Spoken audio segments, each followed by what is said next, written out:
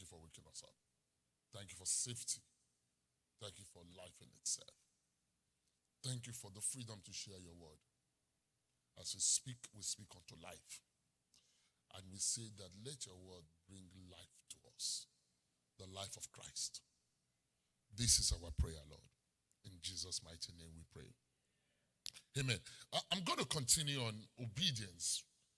You understand? And I started sharing this 2 weeks ago about obedience.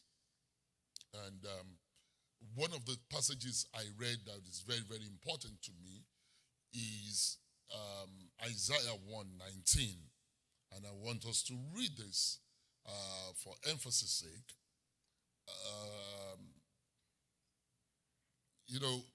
Obedience is not easy. Let me declare that. And I think I said this 2 weeks ago, that even for me trying to prepare this message, and it's difficult because as you prepare it yourself, you find out that there are areas of your own life also where you have not been very obedient. But the truth is the truth. Amen? All right, Isaiah 1:19 says this. It says, if you are willing and obedient, you shall eat the good of the land. It says, if you're willing and if you're obedient, it says you will eat the good of the land. That is, you will get what the best, wherever you are, has to present to you. And for the good of the land, it varies for different people. But one thing we know is that it will, if God says something is good, it will be good and be profitable to you. And when we say profitable, it just means that it will add value to your life. It will give increase to your life. And so it says, if you are willing and if you are obedient. So I meditated a little bit upon this passage. And one of the things that came to me is that it says, if you are willing, because you might not be willing to be obedient. And so I found out that obedience then becomes a choice. Obedience becomes a choice. The choice that we decide to make. So, because you might not be willing to obey certain things. And I also find out that we pick and choose what we will obey. We pick and choose what we will be obeyed. And he used the word, if you are willing. So that means it does not naturally come to us. Obedience does not naturally come to us. And so it says, if you are willing. So obedience simply means it's a choice. It means it's a choice. And it is, because it's a choice, makes it also difficult. Because then you might decide that you will or you will not. So what it says, if you are willing and you are obedient, you will get certain things. That means obedience is profitable. Obedience has value to our life. Obedience gets us what we need. That is obedience to God.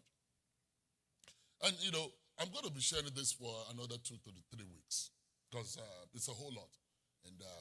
And like I shared with us 2 weeks ago, I said something and I said that obedience tells us of our connection with God.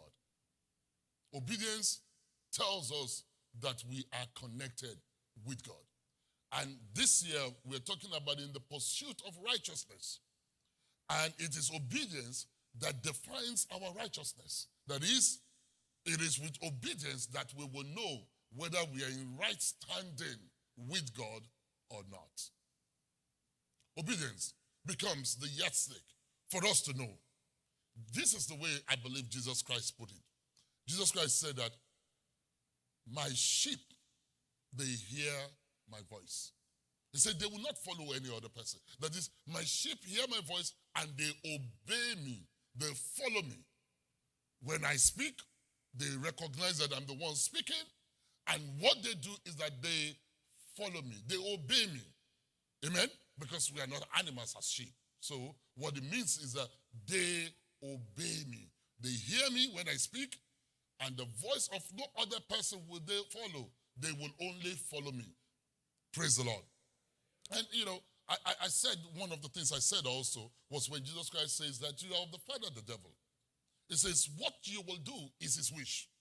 That means we obey him, the devil. You understand? Because if you are for me, you will obey me. Praise the Lord. I hope you understand what I'm saying. Please, it's important. Only 5 people. Do you understand what I'm saying? I know it's a little bit cold outside, but it's warm in here. Amen? And I have things to say this morning. I do. It says, if you're willing and you are obedient, you will get the good of the land. So, there are rewards for obedience. There are rewards for obedience. So that takes me to the next thing, that obedience then becomes what we should embrace, because we know that are rewards for it. Because we know there are rewards, it becomes what we should embrace. But I wish it's that simple, because it's not as simple as is it. Going somewhere today. And so I shared with us, I believe, about Abraham, how one of the things that endeared Abraham to God, that made him to become the friend of the Lord, was his life of obedience. So when God told him, come out of what you are used to, come out of your kindred, come out of your family, come out of what you grew up in, God called him out, and the Bible says he never argued, he obeyed the Lord. He went according to where the Lord told him. And his obedience is completely different from what we even know today, because the Bible said one thing. He did not know where he was going, but he obeyed. Because when we say, oh, if you obey, you will get this, it might be a little bit easier. But it says, obey me, trust in me, which we call faith. Have faith in me, and then you are not sure what will come, but if you believe God, you'll know that in the end, it will always be good. So he obeyed the Lord, not knowing where he was going, but he trusted him. No wonder they called him the father of faith. And the same thing happened with his son. He said, give up your son. The Bible says he didn't argue. The son whom you love. And for each and every one of us, what we love means what we have attachment to. That is endearing to us, what we will never want to give up. But he was ready to give it up. He obeyed the Lord by God speaking. Are you still following me? You know, they talked about forsaking. When you forsake something, it's so tough because you're used to it. You're used to it, and it gives you comfort. It gives you joy. It gives you pleasure. But God says, I don't want you to have anything to do with it. And now you obey him. And so I said that one of the strengths of our relationship is a life of obedience. Obedience is really a learned behavior. It's a behavior that we learn. It's a way of life that we learn. You know, nobody is born obeying. In actual fact, the flesh resists obedience in any way. And I'm not talking about obedience only to the word of God, just obedience to obey. People just don't like to obey. But it's a learned behavior. That's why it says if you are willing to learn it, you will eat the good of the land. Obedience is a learned behavior. You know, and in life, once we are born, you think about it, we are introduced to a set of rules in life. Once you are born, once you have, even once you have your senses, whether you can speak or not, they try to obey you. When you can speak, when you touch something, they smack your hand. They say, no, you're not supposed to do that. They want you to obey them not touching that thing. So even once we are born into a life of rules. We're born into a life of regulation. We are told this is not what you can do. This is what you can do. So we are introduced all the time. And we are expected to live by a set of rules by those who are older than us, because they set the rules.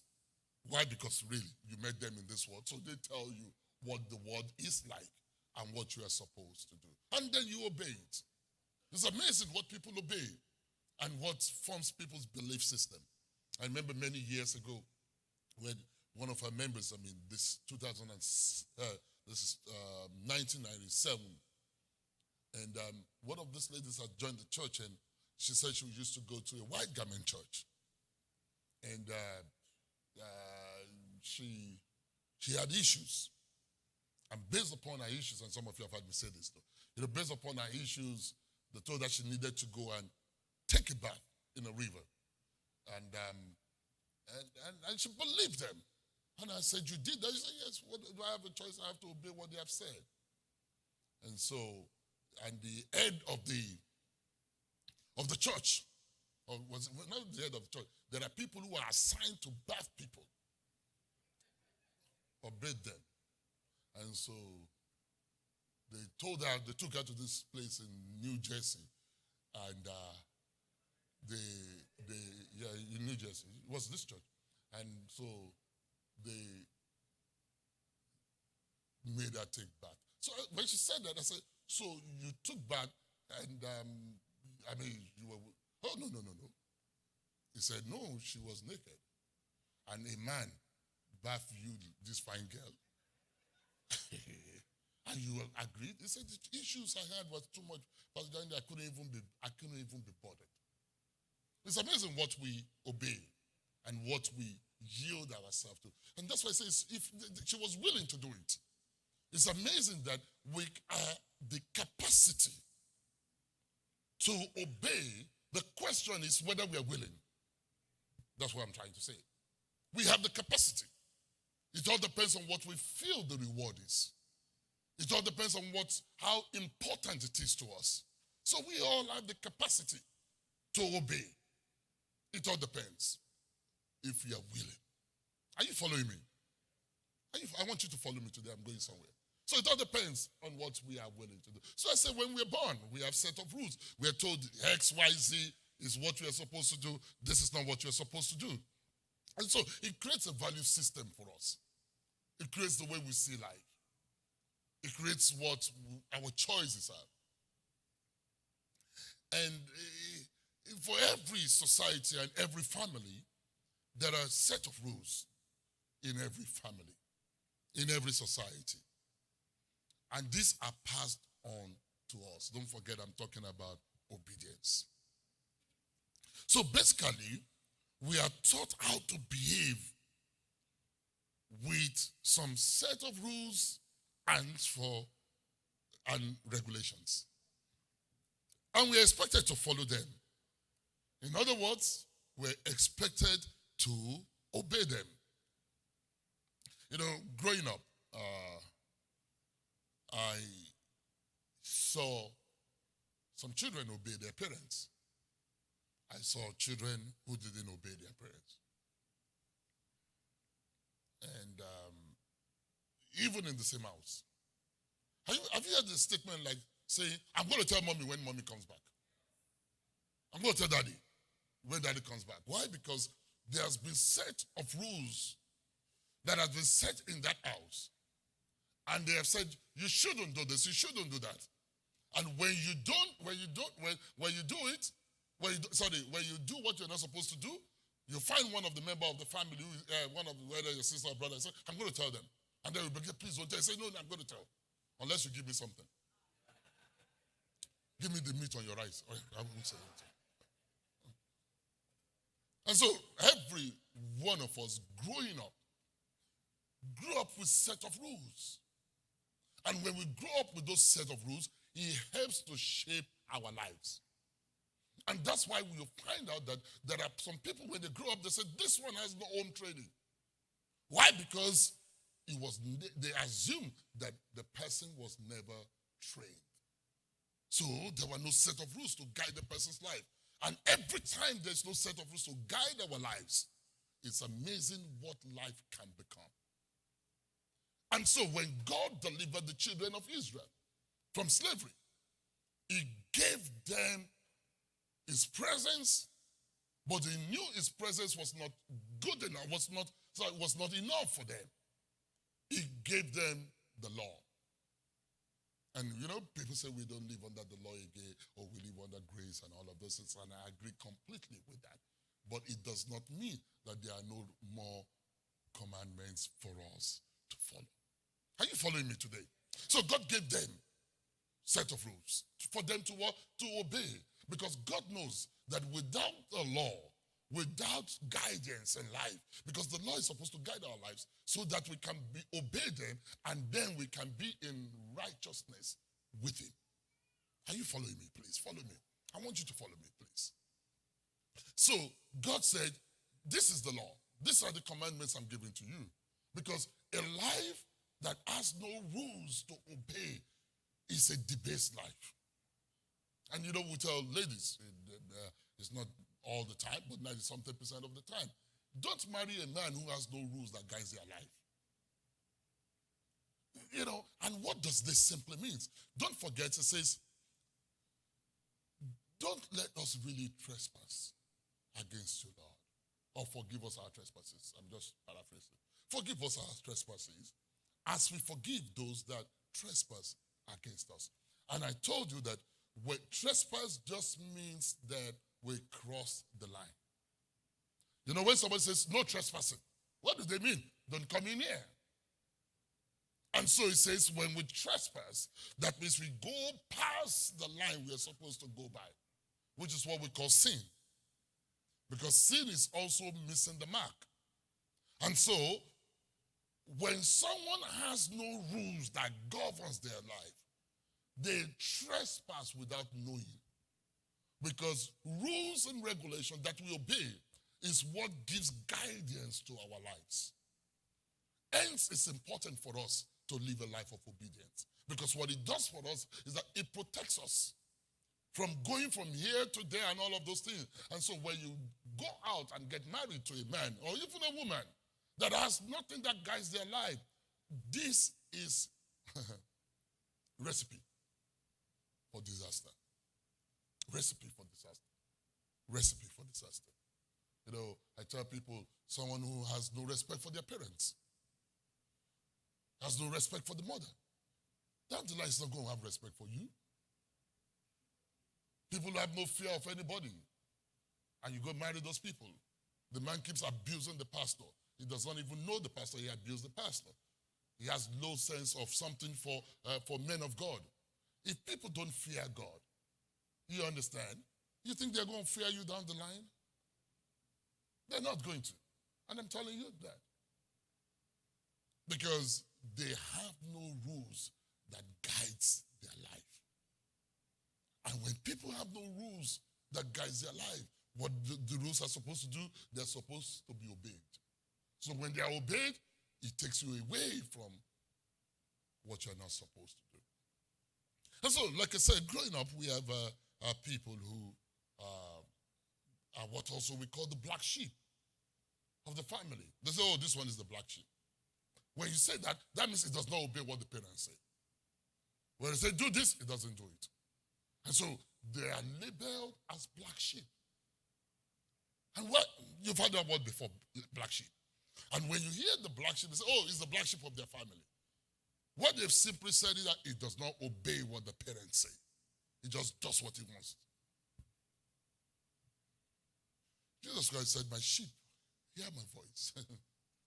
The voice of no one will they follow.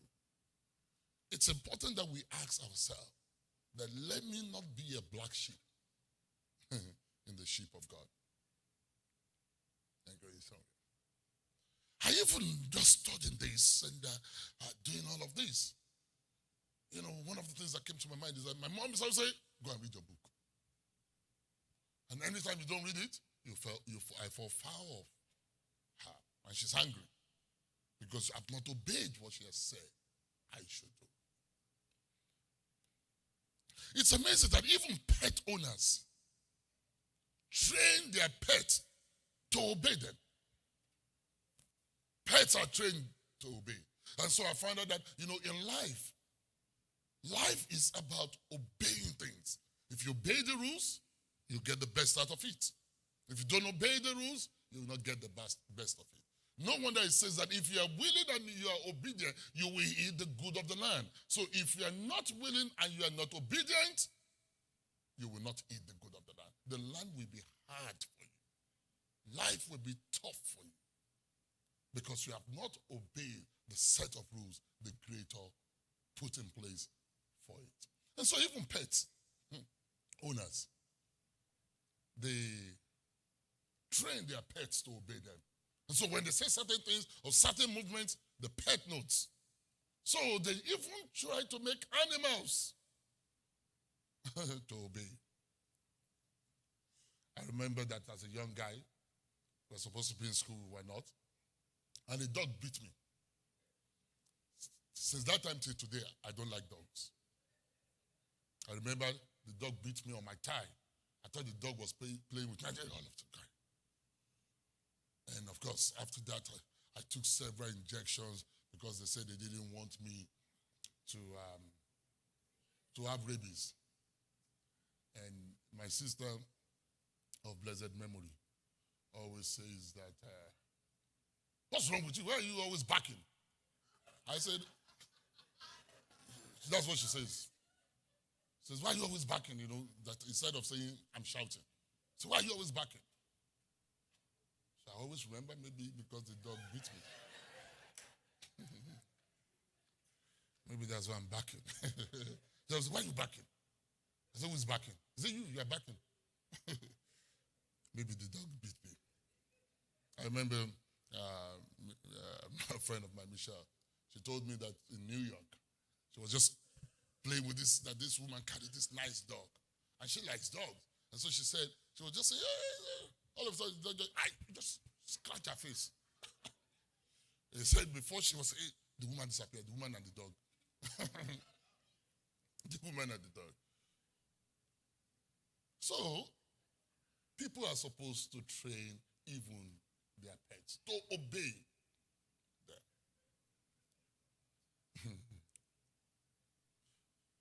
I found out that obedience has to do with life generally. Even non-living things are programmed to obey. Things that are not even living are programmed to obey. And so, the people that make the car put the brake there to obey when you want to stop. And when it malfunctions, the consequences are terrible. Can we then look at our lives and ask ourselves that our lack of obedience can have consequences that are disastrous to our lives? Even non-living things. You know, when you put on the light, you expect it to come on to obey you. When you turn the tap, you expect it to obey you and water to come out. The remote control have suffered in the hands of many people because your belief has been programmed to obey that at the press, things should change. Meanwhile, your battery is down, you're just eating the thing and you expect it to obey you. It's amazing when cars, their brakes, like I say, they don't obey.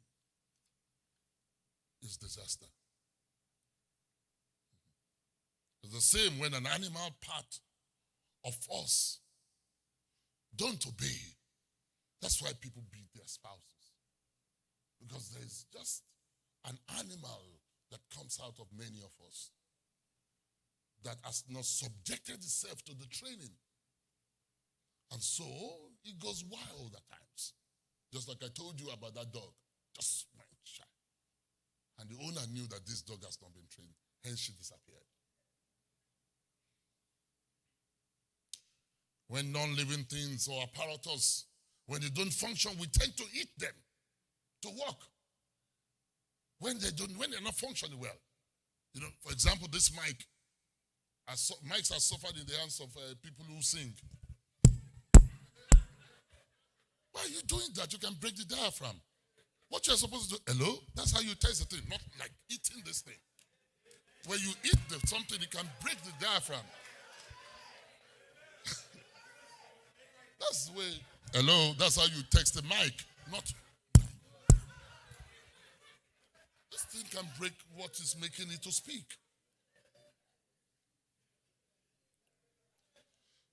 No wonder the Bible says that if the Lord loves, he chastises. Why will God chastise the person who is doing right thing? No, it's the one who is disobedient that he chastises. So at times, doing that to you too. It's hitting your head. We call it chastisement. I'm going somewhere, I'm telling you. And so, as non-living things sometimes, we find out that we hate those things because we expect them to obey the way they have been programmed. The question for me, the question for you is that has God programmed you? Or maybe this is the way I should put it. Have you been programmed by God? For you to function and for you to behave in a particular way. Because for Jesus to say, my sheep hear my voice, that means there must have been a training. There must have been some things that he has said to them that now they are conversant with the way he speaks and what he expects from you. Because you can't say, my sheep, you can't say, I can't see somebody's dog now and say, hey, doggy, it's just, it might be wagging his tail, but yeah, he's still doing that. But when he knows the owner who has trained it, and he says, sit down, you'll find out that even animals sit down. So there should never be an animal inside of us that does not obey the voice of the Lord. Because if things that are non-living are programmed to obey, animals are programmed and can be trained to obey, how much more you and me, who God has programmed through his word for us to. Listen, let's look at this text. Timothy.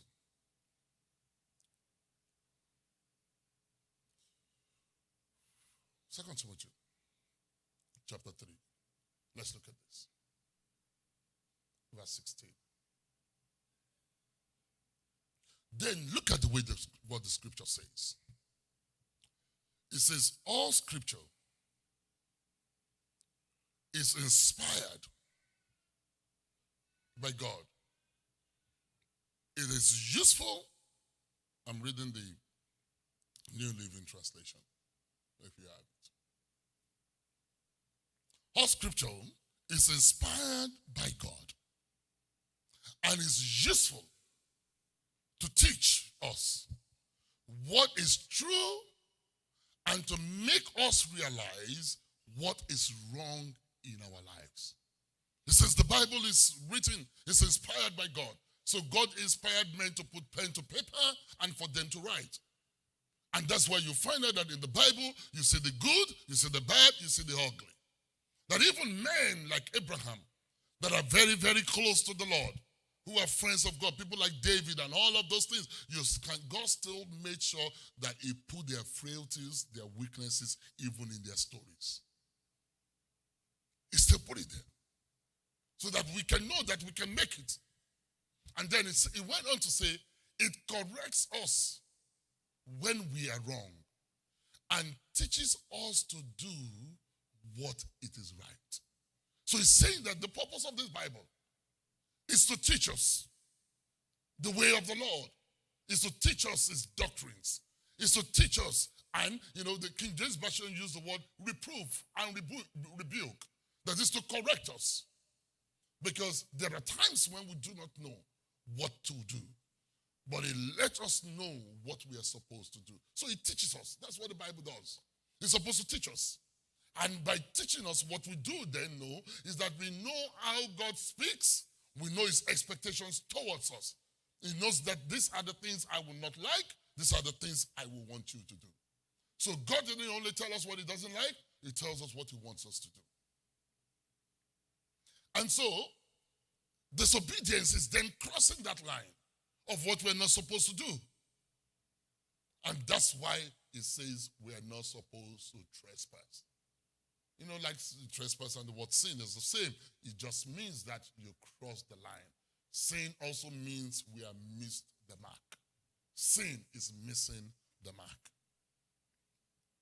So in life, rules and regulation have been set for us, and we are supposed to obey them. That's what we are supposed to do. And there are consequences when we disobey them or when we don't keep them. Hence, like every parent is proud of their children who are obedient. You think about it. When your child is obedient, you just like that child. When he does what he's supposed to do, They're just excited about that child. And the disobedient children, no parents like them. So obedience is simply staying within the line that has been drawn for us. The lines that the Word of God has drawn for us, God expects us to stay within it. Let's look at this, Jonah chapter 1. Jonah chapter 1, from verse 1.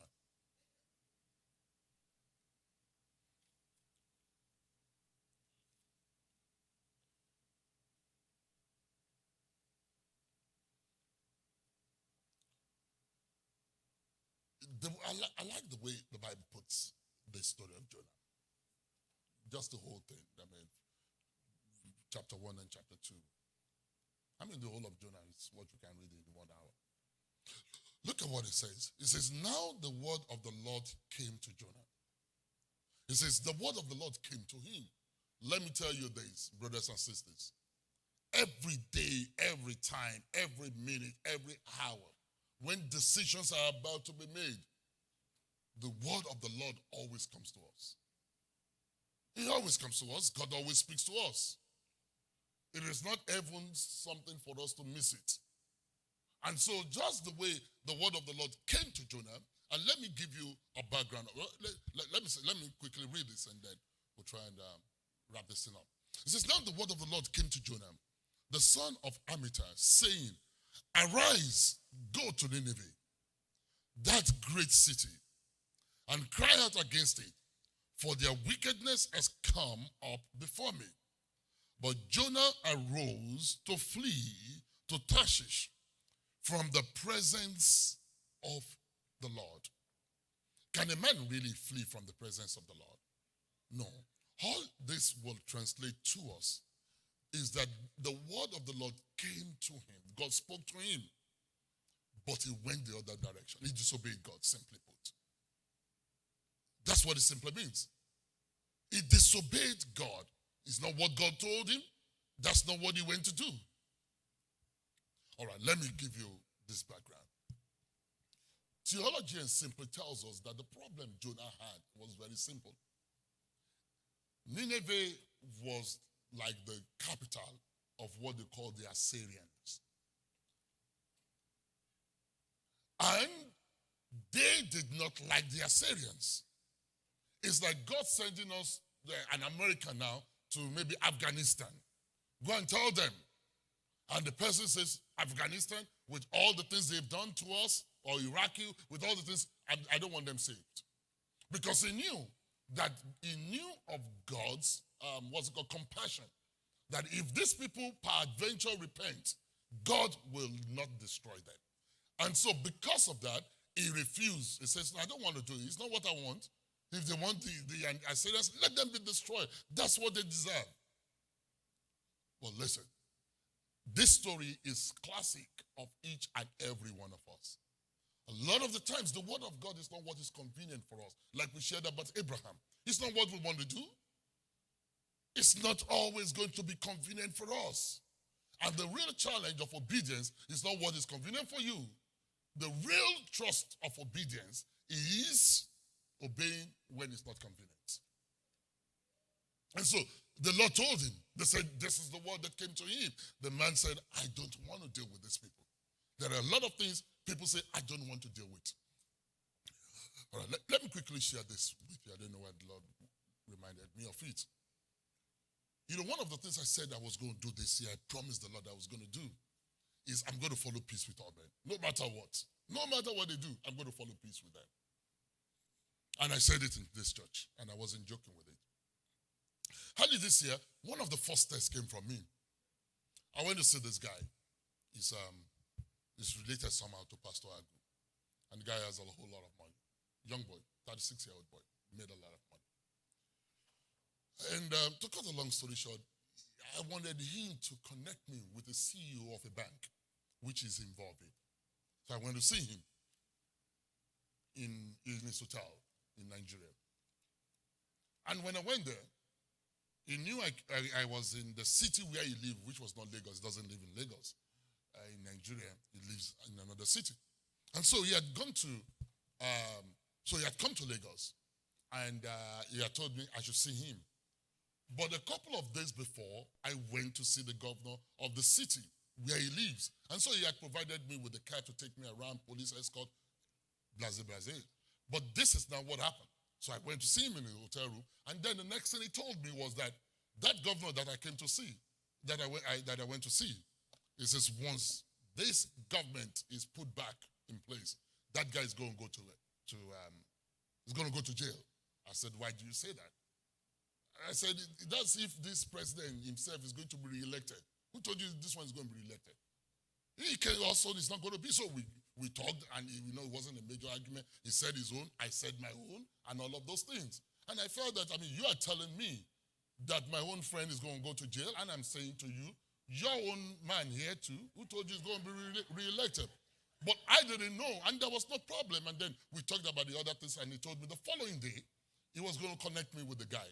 He said, if he doesn't do it the following day, I said, should I call you back? He said, no, you don't need to call me. I will sort it out for you. Don't worry, Pastor Gandhi, I will sort it out. Only for him not to call me back or whatever.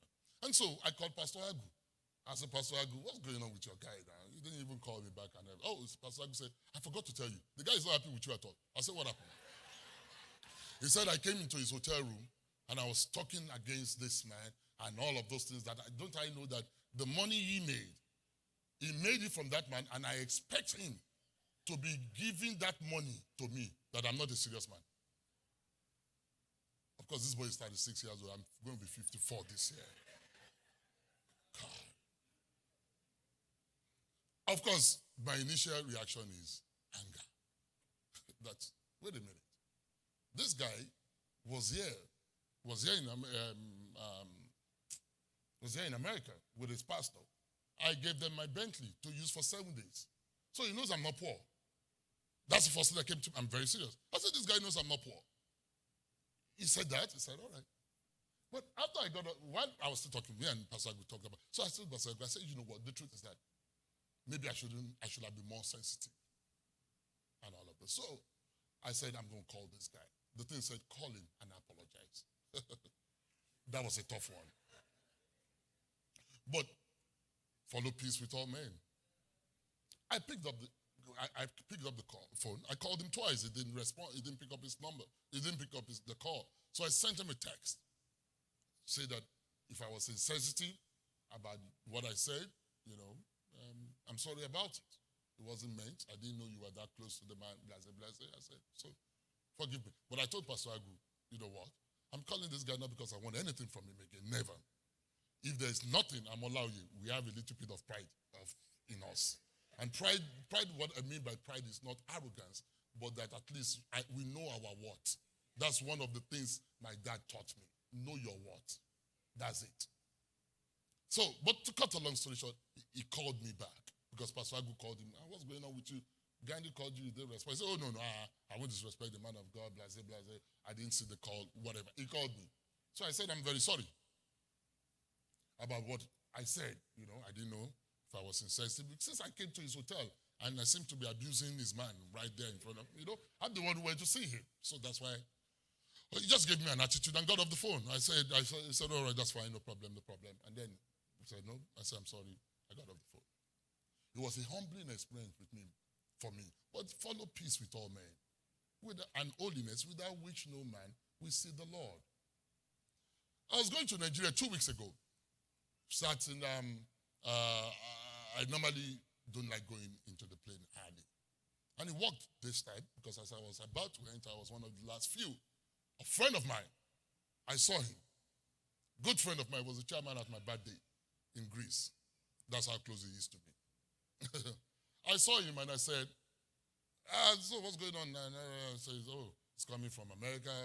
We talked. He was in first class. I was in business class. And so he came, sat next. Fortunately, there was nobody next to me. He sat next to me. And then we got talking on different things. And this, I don't want to bore you with the thing. We got talking and everything. And then he talked about the people from this part of the country and how a whole lot of them have made a lot of money without doing anything, having just a briefcase. Have 3 jets, employing nobody, blase. I said, one of them dragged me in the mud. He said, what happened? The story I told you, I told him. He said, don't worry, Gandhi. He said, the money they used for the bank, they came to me to borrow them. He said, I am going, the person, don't worry. Anyway, he was very irritable. Especially when I told him the guy was 36 years old. He was very, very angry. As we landed in Nigeria, he picked up his call. He called this guy who put the whole thing together for them. I'm telling you. To cut the long story short, I was in front of the guy who put it together. The guy said, he did not told me, they said there was one of the guys who you have spoken to before. I said, don't worry about it. Don't worry. Don't go and spoil the thing again. I didn't talk to anybody. Listen to me. He did not only connected me with that bank. He connected me with several banks. And, I don't want to give you the testimony. I don't want you to get envious of that. But, the thing about it is that singular act, of course, what was the first person I called? Agu. I said, Agu, I told you that this year is follow peace with all men. I said, see what the Lord has done. This guy, because of what I said, this is a young guy to me. You know why? Because you had the audacity to abuse my own politician friend, and I said exactly the same thing to you. You took offense against me. You are the one who started it. I didn't even know your relationship, but you told me that your friend is going to go to jail. Once these people come in, I say, who told you they're going to come in? And so, the reason why did I say this? The word of God works. I am telling you. It was a humbling experience. So it's not always going to be easy. Obedience is not always going to be easy. For me to pick up the call, to call this guy, it was a tough one for me.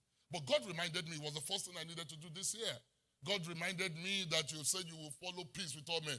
Follow peace with him. But I believe very strongly God honored the thing. I'm going to say why. Do you know, if I had gone into that plane for 5 minutes, less than 5 minutes, I would not have seen that guy. Because he was sitting in first class. If you travel this something, the people in first class, you don't see them.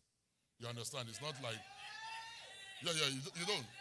Here in America, you pass through first class. No, on British Airways, you don't pass through first class. There's no passing through. They go to the left, every other person go to the right. So you don't see that. I would not have seen the guy until we got to Lagos. We spoke. And I don't even know why he went to that direction. He sat down with me because I couldn't go and sit down with him. He could come. So he came and sat with me for over 4.5 hours. Nearly throughout the journey, he sat with me and we spoke. Listen, when we obey the Lord, you will eat the good of the land. Obedience might not be easy. And I say this, many people, at the beginning of this year, I said, many people have frustrated God's will in their life by unforgiveness. Let me tell you this. If I didn't say that thing at the beginning of this year, I am telling you, I would never have called that guy. I will not. Call him for what? I don't need him. I don't need him. How much is the job even that we are chasing? Oh, because of we want to eat meat, be following small rats naked? Abba. Or you want to eat meat, then you see a cow. You say, brother, no, you don't do that. I would never have. But God reminded me that you've told the people publicly, follow peace. Go follow peace. Now, and this thing I'm telling you, I go understand what I'm saying. When I told Agu I'm going to call the guy, I'm going to call the guy. I said, yes, I'll call him. I said, I just told the people in the church, follow peace with all men. And that's the reason why I did. And listen, see what the Lord did. He did not give me only this one. He opened up, in actual fact, when I saw the guy, he looked at the profile of my company, and guess what he said? He said, nearly everybody you have worked for, I know them. If you have any problem with any of this company, come and see me. He said, I finance nearly all of them. I am telling you the truth. And you know what he said? He said the guy who introduced me, he said he has never given anybody this level of compliment that he gave to you. I went with my staff. He said he has never given he has sent several people to me, but he has never given anybody the level of compliment that he gave to you. He said, because of that, there is nothing I'm going to ask. I'm going to do it. He said, this one is small. I'm doing another thing. I'm doing this one. He called another CEO for me. He did this. Everything I wanted. Let me tell you this. If you are willing and you are obedient, you will eat the good of the land. There are a whole lot of things that we have short-circuited ourselves by us not willing. Willingness is not easy. I wish it is. For God, the things that he asks us to do, we have our own personal idiosyncrasy. This man, Jonah, God, he heard the voice of the Lord. Clearly, he said, go and do this. But he had personal issues with the people that God sent him to. He had issues with them. And he would rather have them destroyed rather than them being saved. He had that. And so the Bible says he went into another direction. And let's look at the story, because most people don't. Before, you always believe that people know every story. But we found out that they don't. It says, arise, go to Nineveh, that great city, and cry out against it, for their wickedness has come up before me. But Jonah arose and flee to Tarshish from the presence of the Lord. We cannot flee from the presence of the Lord. But the way I will paraphrase is that he flee from the word of the Lord. He flee from the instructions of the Lord. He fled from what God had asked him to do. He fled away from it. That's what he did. And he went down to Joppa. Give me another 5 minutes or 10 minutes. This story of Jonah is very interesting, especially in the King James. Just the choice of word. Look at the next passage they said. Look at the next thing they said. They said, when he fled from the presence of the Lord, when he fled, what I would say, the word of the Lord, because God is omnipresent. So you can't flee from God's presence. Like Job said, even if I go to the depth of the sea, you are there. God is everywhere. You understand? Even if I made my bed in hell, you are there. You are everywhere. So you cannot flee from the presence of the Lord. But you can flee from his word. You can ignore his word. You can say, I'm not going to do this. I'm not going to obey it. But I like the way they said it. They said he went down. Everybody say went down. Please say it one more time. Can you please say it one more time? It means that every time when we leave the word of the Lord, it's not upward for us, but down. It's never upward for us. We always go down. So a whole lot of times we feel we are doing someone. No, you're not doing anybody but yourself. That's what the Bible said. They said he went down. Nobody prays. So don't come to night vigil and be praying, God. What do we say? There's a word that came to my mind now. Where we say to lift. There's that passage about lifting up. You understand? Huh? Hey, that's the word. When there's a casting down, or when there's a lift, that word. What, remind me. Yes. There's a lifting up. That's it, one. So, let me tell you this. You need to ask yourself, could it be disobedience that is making me here? Could it be? The Bible says he went down. That's what he did. But when we leave the word of the Lord, it is down. When we listen to the word of God, it is up. The Bible says he went down to Joppa and found a ship that was going to Tarshish. So he paid the fare. That's why I say I like the King James of this story. Every word there makes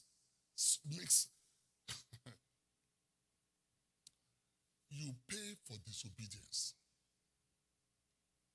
You pay.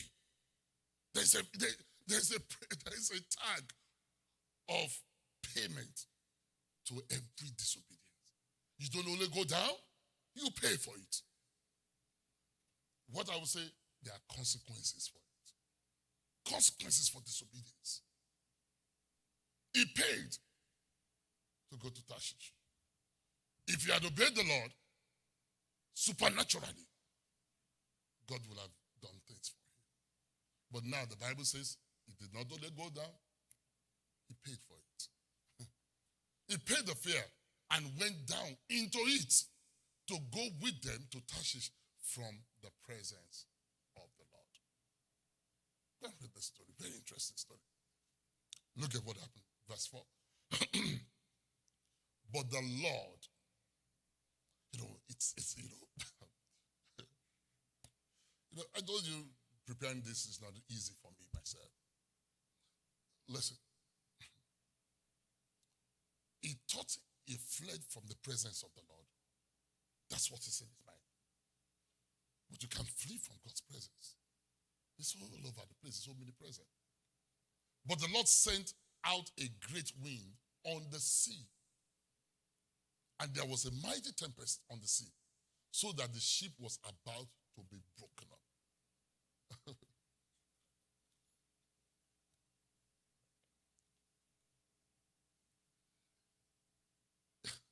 If God is your judge, who is the lawyer? No. Who's the lawyer? If God caused the storm, who can say peace be still? No, you can. So the Lord sent the storm. Night vigil. Fasting and praying. Binding and loosing. Because don't forget, he said whatever you bind here on earth is bound in heaven. Now, if the storm is from heaven, ain't no binding here. It's just waste of an activity.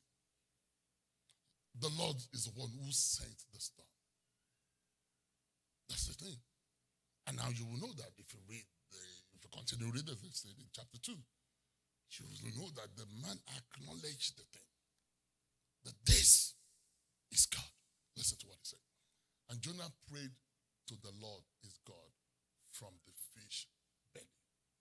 Look at this prayer. And then maybe I will continue from there. I'm out of time. And he said, I cried out to the Lord because of my affliction. And he answered me, out of the belly of Sheol I cried, and you heard my voice. For you have cast me into the deep. Because all of a sudden he found out that really this one is the Lord. And we could look at this text and we could see it as a 5-minute thing. No, it's a long process. We didn't know when the Lord spoke to him. We didn't know when he went to, decided to go to Tarshish and all of those things. We don't even know how long. We don't know how long they've been in the boat. We don't know how long all of these things are. When you look at it, it says, 10 minutes. God spoke to him. He said, no, went to, no. He realized that what he was in is a product of his disobedience. Maybe let's look at it. We'll just read it. It says, and the floods surrounded me, and all the billows and your waves passed over me. Then I said, I have been cast out of your sight. Yet I will look again towards your holy temple. The water surrounded me, even to my soul. The deep closed around me. Weeds were wrapped around my neck. I'm trying to remember the title of this sermon because I preached this sermon many years ago. I don't know how many years, maybe 10 years ago. Because when you look at this text, like I said, in King James, nearly everything there makes a lot of sense. It says, I went down to the, go back. It says, the water surrounded me. Where normally God always raises a standard. But God doesn't raise a standard when you're in disobedience. And then it says, even to my soul, the deep closed around me. That is, I could not see where I am. I could not see where I'm going. Things are tough. It's like I'm caged in. And then it says, the whips wrapped around my head. That is, I am in a chokehold. You know when they say chokehold? Losing your life. Losing your mind. It's like being strangulated. You could list a whole lot of things that maybe you and me can identify with this story. There are times when we feel like that. We feel we are closed in on everything, on every area of our lives. There are times when we feel like it's as if we want to commit suicide. It says the seaweed, they wrapped around my head. Another one says around my neck. So you feel suicidal. You feel all manners of things are coming on you. Listen to what he said. It says, go on to the next one. I went down to the mornings of the mountains, hard place. Things are hard. The heart with his best close behind me forever. No going back, no going forward. Yet you have brought up my life from the pit, oh Lord my God. You know, it was psyching God up, really. You know, this Jonah man. You know, you live in disobedience. But one good thing about Jonah is that he came to his senses. When my soul fainted within me, I remembered the Lord, and my prayer went up to you into your holy temple. God, those who regard worthless idols forsake their own mercy. I preach a whole sermon on that verse. Those of you who are here before, you know what I'm talking about. This verse. It says, those who regard worthless idols, they forsake their own mercy. The Bible says it's of the mercies of the Lord that we are not consumed. So you can imagine if you and me forsake the mercy of God, what our lives would be like, how difficult life would be for us. But it says something here. It says worthless idols. Worthless idols. Idols is what you give great preeminence to, is what you worship. You give great preeminence to it, you worship it. You adore it. You give him all of your praise and your worship. But how can you juxtapose idol and worthlessness? Because an idol is something that is precious to you. It's something you've raised high. And then you're saying it's worthless. How can it be worthless and be an idol? But he came to a realization that the things that are seems there and important to us, when we have a closer look at it and we put it side by side with the obedience to the Lord, it becomes worthless. You get that one tomorrow morning. I don't know whether you got it today, what I just said. Idol is what you give preeminence. It's what you give your praise, you give your worship to. It's what you worship. But how can what you worship then be called worthless? That seems to be like an oxymoron. Because you worship it. If it's worthless, why will you worship it? You don't worship what is worthless. But it says it's worthless and it's also an idol. And so, it's important that you give preeminence to it. You never want to give it away. It's precious to you. It's dear to your heart. But when you put it in the light of obedience to the Lord, you'll find out that it is nothing. And he called it also, you forsake the mercy. And the way I see it is like a tripwire. You know, a tripwire is, once you trip it, automatically it goes off. You understand what I mean? When you trip it, it automatically goes up. So it tells us that when we hold on to this thing that we feel there's anything and we don't want to give it up, it becomes like a tripwire for us to forsake the mercy of the Lord. Let's bow our heads. You get this next week when I continue with this. The question for you, the question for me to ask ourselves is, what is the worthless idol that we are holding on to? That it was important to him, his will was important to him. Of, I don't want to do this. I don't want to do this. This is not what I want to do. But God says, this is what I want you to say. I don't want to do this. Then all of a sudden, everything closed upon him through disobedience. All of a sudden, what he held there, D-E-A-R, what he saw as precious, so all of a sudden became a worthless thing. We should ask ourselves, what do we hold dear to?